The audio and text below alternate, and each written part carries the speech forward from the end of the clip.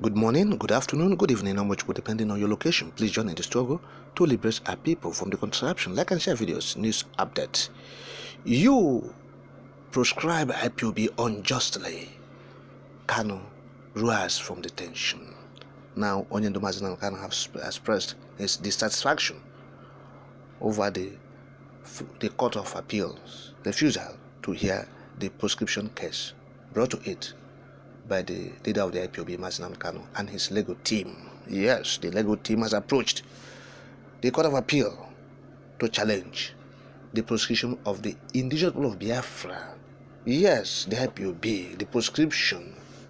And so, of course, you recall that in March, the Abuja Court of Appeal had fixed October 16 to hear IPOB's appeal. However, this appeal was not heard, as the court refused to hear it based on some frivolities, talking about election matters. Why? Because of election matters? You failed to hear, or you refused to hear, the appeal of proscription. Proscription, of course, you know that the federal government have hinged on that proscription to carry offensive atrocities in the southeast. Yes, and you refuse to hear it.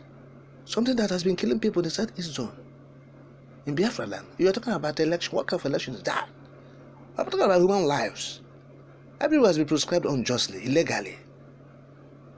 A group that have known for peace across the world, and you proscribe them in Nigeria criminally by Muhammadu Buhari regime. 2017. Yes, 2017, the federal government criminally proscribed IPOB. I would have said it.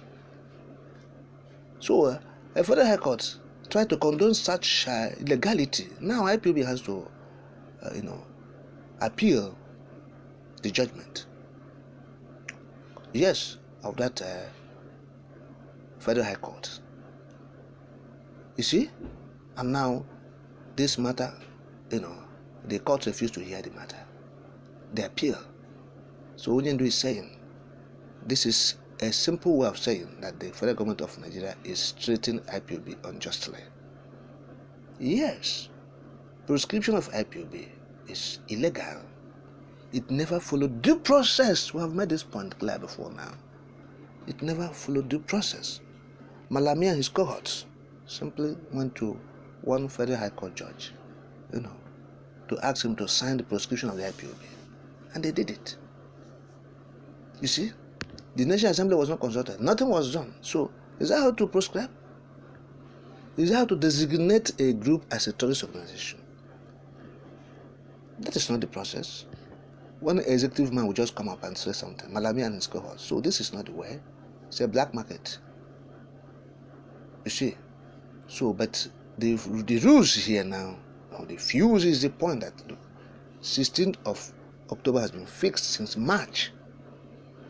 Since March, this date was fixed, 16th of October 2023, for the hearing of this appeal filed by the leader of the IPOB, Mazinan Kanu, and the innocent, innocuous, harmless group, that's IPOB.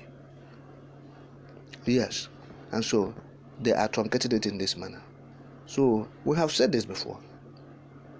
Yes, when the government has made injustice a law, of course the consequence is that disobedience becomes a duty.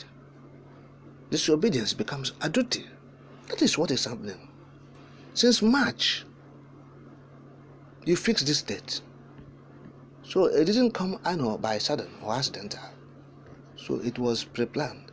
So this thing well orchestrated to frustrate this appeal, so that they'll be, hinging on it to cause the atrocities that they are doing in the southeast. Because they know that if IPOB, if the court said today that the IPOB is not proscribed, or it's not a terrorist organization like the federal one is saying, the people who are inside is committing genocide, they wouldn't have some leeway or somewhere to hold hand to commit this genocide. So they are holding hand on this proscription, illegal proscription of the IPOB. That's why, every little thing they say, yes, IPOB arrested, IPOB this, IPOB that. So today in the South is, if they see you as an IPOB member, it becomes a crime because of this illegal prescription. Yes, and they still want to maintain the status quo. So we know these guys. They will never stop in their chicanery. Yeah. So, but, it will down on everybody. Yes, it will not be easy for anybody. On both sides. Yes, but Chukwu Okiabama will keep protecting his people in Biafra land because they committed no crime. They committed no offense. All they're asking is for freedom, for liberation from the punishment, from the repressive government of the contraption. Yes, successive administration in this country, from Buhari down to Bola Tinubu, they have been showing brute force against the freedom fighters, the agitators, innocent people. Okay?